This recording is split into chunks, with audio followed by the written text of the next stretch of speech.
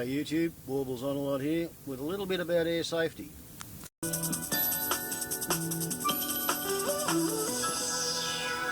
Oil slicks have been spotted, but no other sign yet of Malaysian Airlines flight MH370. Missing with 239 people on board, including 6 Australians. The Boeing 777 left Kuala Lumpur in the early hours of Saturday morning. 2 hours into the journey, the aircraft vanished. No mayday call, no warning. It just disappeared. David Learmont joins you now via Skype. He's Operations Safety Editor with Flight Global magazine. David, welcome. Hello. Now, the Boeing 777 is an aircraft with a pretty good safety record. Yeah, it couldn't really be better. It's never, any small, any accidents it's been involved in up until now have not been a result of the aircraft itself or the aircraft's design. And it's an aircraft of what sort of vintage? Can you give us some of the details? Well, the first 777s flew in the mid-90s, 1995-96. And they've been flying ever since then. They are brilliant aeroplanes to fly. The pilots who fly them absolutely love them. There have been a couple of accidents before this one. One was an accident to a British Airways 777, which landed short of the runway at Heathrow, but nobody was hurt. But the aeroplane was wrecked. And that happened not because of anything to do with the Boeing 777's design, but because of it had been a bit of a freak, very long flight from the Far East to London, and ice had formed in the fuel lines. And the pilots suddenly, when they demanded power on short final approach to land at Heathrow, didn't get the power they needed. So, yes, there was that. And then recently, last year, there was an accident in which 3 people were killed on the 777. First time anybody had ever been killed on a 777. It was an Asiana airline, Asiana's 777 flying into San Francisco. And there was nothing wrong with the aeroplane whatsoever, but the approach was very badly mishandled by the crew, who relied too much on the automatics and were not taking care of the aircraft themselves. So the aircraft was wrecked and 3 people lost their lives. But, basically, this is really rather like, perfectly good car, bad driver. Take us into the cockpit, David. We're 2 hours out of Kuala Lumpur. We're cruising over the South China Sea in the early morning. What's going on at that point of that sort of a flight? This aircraft was flying in the cruise. It was an hour or so into its flight, and nothing much really would have been going on. It was flying over the sea at night. It was a very dark night.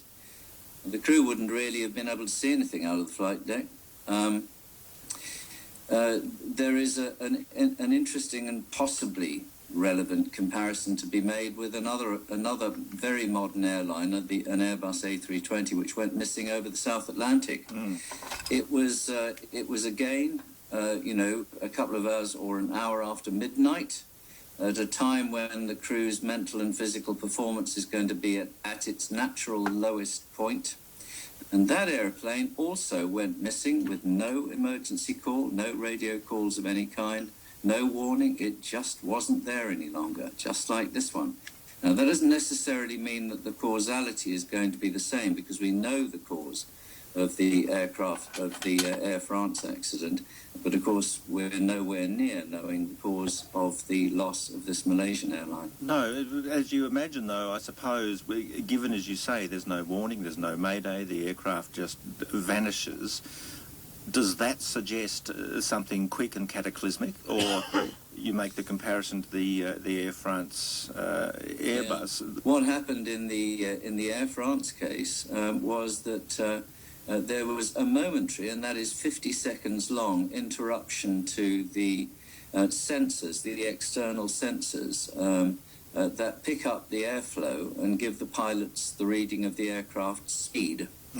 And there was a momentary interruption of those because they became blocked with ice. And then the ice cleared itself rapidly because they're very hot, they're heated against ice. There was this momentary interruption, and basically what happened was that the pilots, well, I suppose they lost the plot. They panicked, they became disorientated, and everything to do with what caused that airplane to crash was what the pilots actually did with the controls. The airplane was perfectly fine and it didn't need to crash. But because they were so totally disorientated and they didn't believe that the instruments that they were seeing, even though the instruments were telling them the truth, they were reacting wrongly and the aircraft crashed. So we did lose there a perfectly serviceable airplane in a very undramatic situation. Now, we don't know, we have nothing to suggest that the Malaysian event that we're looking at is comparable to that, except in the set of circumstances.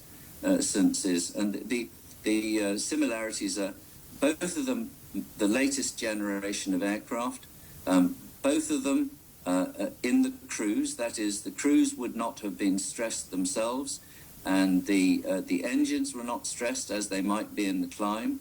So we're in a relaxed environment. They've got plenty of height, so if anything does go wrong, they've got lots of time to recover from it, lots of time to make a radio call. The other similarity, both dark night, both at a very bad time for the human circadian rhythm, that is the lowest performance level, in terms of brain power, what your brain will do for you at that time of day or time of night. So there are similarities, but we still can't say that the cause of the disappearance is going to be the same. I mean, obviously people are going to be saying, oh, maybe it was sabotage. Well, maybe it was, but that's a pure guess. We have absolutely no evidence that that was the case. Not at this stage, we don't. And of course, as we know, the Air France investigation took some time, given the difficulties of deep oceans and so forth, and presumably that's the situation that will confront the investigators in this instance, ultimately. Yes, the situation that confronts the investigators is remarkably similar to the one that confronted the Air France investigation, except that was an even larger space of ocean, and it was in a deeper area of ocean. It took them 2 years to recover the flight data recorders, but as a testament to the quality of modern engineering, when they brought these up from a very deep ocean, the black boxes, they worked. They told them everything they needed to know.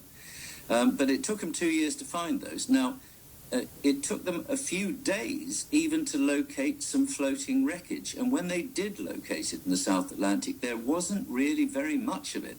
Most of the wreckage of the airplane sank. Now, if it's the same in this case, of course, dawn is, it's daytime there now, and so the search has been able to resume. They've got an American destroyer in that area which joined in the search. But it wasn't easy to find the bits of Air France 447 a few years ago, so it may not be easy to find the bits of this aircraft. I guess all that will unfold, as you say, David. It's now daylight in the search area, and we will see what the morning will bring. Thanks for your time this morning. Thanks very much. Well, if I can't waggle the wings and kick the tyre before I light the fire, then I don't want to fly in it myself. I think that's the official rave about don't panic yet. We don't know that it was terrorism. Well, there's not a lot to YouTube. Ciao.